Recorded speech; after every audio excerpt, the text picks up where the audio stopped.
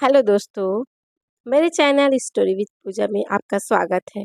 दोस्तों, आज की यह कहानी मेरी और मेरी जीजू की है। आशा करती हूँ आपको पसंद आएगी। मैंने सेकेंड ईयर की परीक्षा दे दी थी और परीक्षा के बाद मैं घर पर ही रहती थी। मेरी एक बड़ी बहन जिसकी शादी को 1 साल हो गया था और वो प्रेग्नेंट थी। मेरी दीदी का नाम वसु है और जीजा का नाम मनीष है। उनकी ये लव मैरिज थी। मेरी दीदी और जीजू दोनों अकेले रहते हैं। जीजू एक बड़ी कंपनी में काम करते हैं, जिसकी वजह से वो दीदी को प्रेगनेंसी की हालत में टाइम नहीं दे पा रहे थे। एक दिन दीदी का मम्मी के पास फ़ोन आया और दीदी ने मम्मी से कहा, रोमा की परीक्षा खत्म हो गई है और वो अब घर में ही है, तो आप उसे कुछ दिन के लिए मेरे पास भिजवा दो। मनीष ऑफिस के काम में बिजी रहते हैं और मैं सारा दिन घर में अकेले रहती हूँ। घर के कुछ काम भी नहीं कर पाती हूँ। अगर रोमा आ जाएगी तो मुझे कुछ आराम हो जाएगा। मैंने यह बात सुनी तो मैं भी जाने के लिए तैयार हो गई। रविवार को जीजू मुझे लेने के लिए आए। रात में ही हमारा ट्रेन से रिजर्वेशन था, क्योंकि गर्मी की छुट्टियां थी तो ट्रेन में हमें एक ही सीट मिली थी और एक सीट आरएसी में मिली थी। रात का टाइम था और सीट एक ही थी। मैं और जीजू सीट पर काफ़ी देर तक बैठे रहे। फिर मुझे नींद आने लगी तो जीजू बोली, रोमा, जब तक कोई और सीट नहीं मिल जाती तुम मेरी गोदी में सर रख कर सो जाओ। मैं अपना सर उनकी गोदी में रख कर लेट गई और आंखें बंद कर ली। मेरा चेहरा उनके ठीक पेट की तरफ था। थोड़ी देर में मुझे अपने सर के नीचे कुछ एहसास हुआ। मैंने नींद की एक्टिंग करते हुए अपना सर थोड़ा हिलाया और हल्की सी ऊह लेकर फिर सोने लगी। मुझे लगा कि उनमें कुछ हलचल हुई। कुछ मिनट बाद मैंने फिर से ऐसा किया। अब मुझे यकीन हो गया कि उन्हें भी एहसास हो रहा है। उन्होंने बैग से एक चादर निकाली और मुझ पर डाल दी और मेरा सर भी ढक दिया। उन्होंने अपना हाथ मेरी कमर पर रख दिया। उनका हाथ हल्के हल्के मेरी कमर को सहला रहा था। मुझे भी बहुत मज़ा आ रहा था। जीजू से अब कंट्रोल नहीं हो रहा था।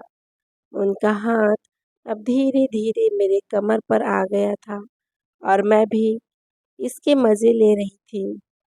तभी टीसी आ गया और उसने हम दोनों को एक सीट और दे दी। तब जीजू ने कहा, रोमा, तुम यहाँ अब आराम से सो जाओ, मैं दूसरी सीट पर चला जाता हूँ। रात बीत गई और सुबह हम घर पहुँच गए।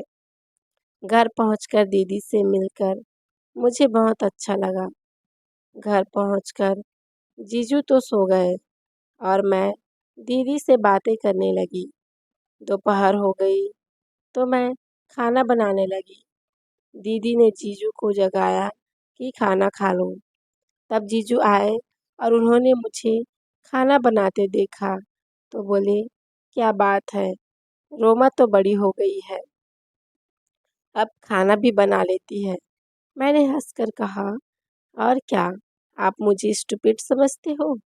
अगले दिन मैं नहाने जाने लगी तो जीजू ने कहा, रोमा, गेस्ट रूम के बाथरूम का सावर नहीं चल रहा है, तुम हमारे कमरे के बाथरूम में नहा लेना।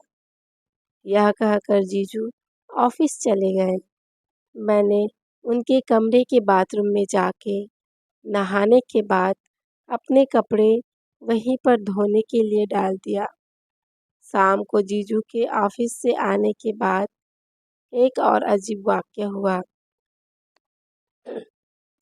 मैं अचानक दीदी के कमरे में गई तो देखा कि बाथरूम का दरवाज़ा खुला था और अंदर जीजू सिर्फ कम कपड़ों में थे।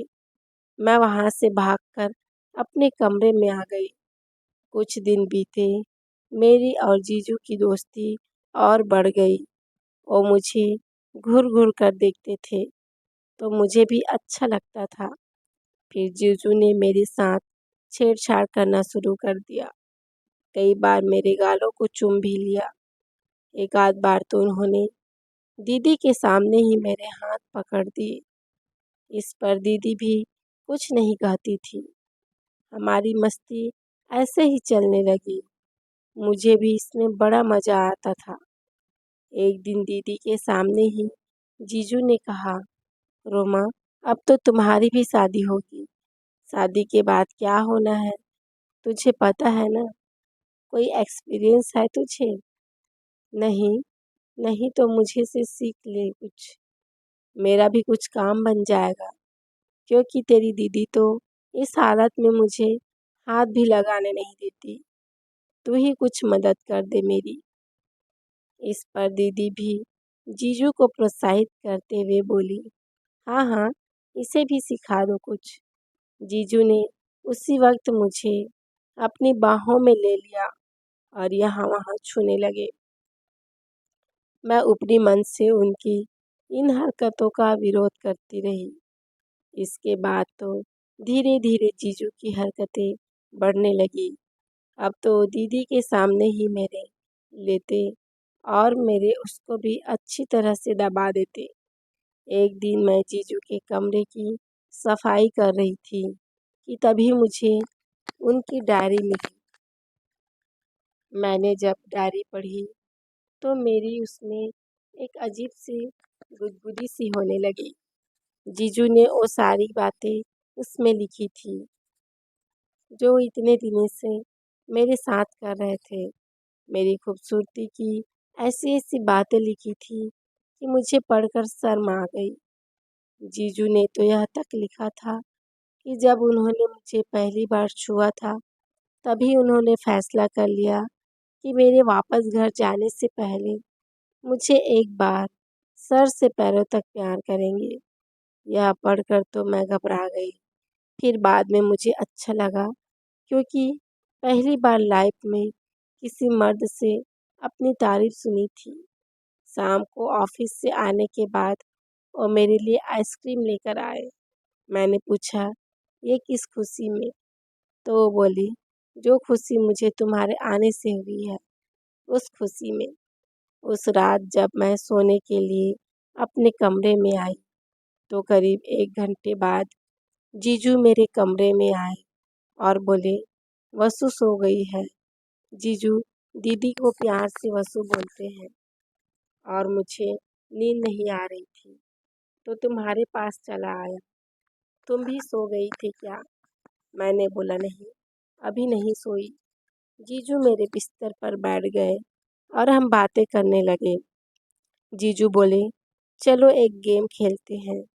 मैंने भी हाँ कर दी तो जीजू मेरे करीब आकर लेट गए और मेरे पेट पर हाथ रख दिया। जीजू बोले, तूने कभी गुदगुदी गुदगुदी खेला है? मैंने कहा, नहीं। उस वक्त जीजू ने एक बनियान और निक्कर पहने हुए थे और मैंने नाइटी पहनी थी। जीजू बोले, मैं तुझे गुदगुदी करूँगा। अगर तूने सह लिया और हंसी भी नहीं की तो मैं तुझे इनाम दूंगा। मैंने कहा, ठीक है। जीजू ने मेरे हाथ सर के ऊपर कर दिए और बोले, अगर गुदगुदी हो तो जोर से तकिया पकड़ लेना, पर हाथ मत रोकना।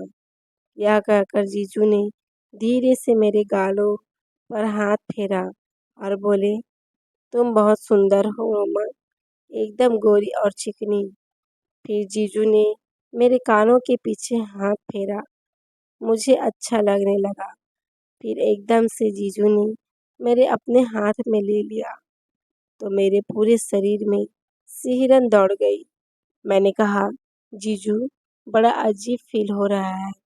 जीजू बोले, होगा ही। यह तो सबसे ज़्यादा मज़ेदार गेम है। पता है, तेरी दीदी के साथ इस खेल को खेले हुए मुझे पूरे 5 महीने हो गए हैं और मैं बेहद भूखा हूँ। फिर जीजू ने मेरे उसको धीरे से किया तो मैं तकिया दबाकर पैर पटकने लगी।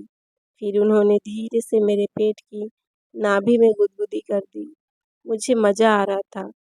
फिर जीजू मेरे पैरों के पास आकर लेट गए और मेरे पैरों पर गुदगुदी करने लगे। तभी मैंने अपनी नीचे में से कुछ निकलता हुआ महसूस किया और जीजू को ये बताया। उन्होंने कहा, ये नॉर्मल बात है और इसका मतलब ये है कि तुम तैयार हो रही हो। जीजू के मुंह से वो शब्द सुनकर मैं तो और ज़्यादा मदहोश हो गई। जीजू ने मुझे प्यार किया। वो मेरे पैरों के साइड्स में लेट गए। उन्होंने मेरे पैरों में गुदगुदी किया।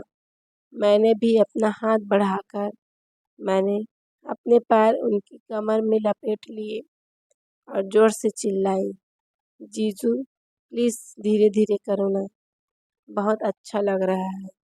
मैं अपना सब कुछ जीजू पर लुटा रही थी। हर तरह से उन्हें खुश कर देना चाहती थी। जीजू भी मुझे पूरी तरह खुश कर रहे थे। मैंने आंख बंद कर ली और मज़ा लेने लगी।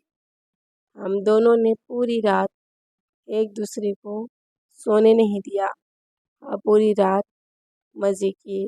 दोस्तों, आपको मेरी स्टोरी और मेरी वॉइस कैसी लगी?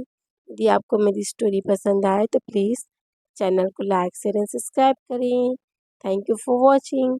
मिलते हैं नेक्स्ट वीडियो में। तब तक के लिए चैनल को सब्सक्राइब करें।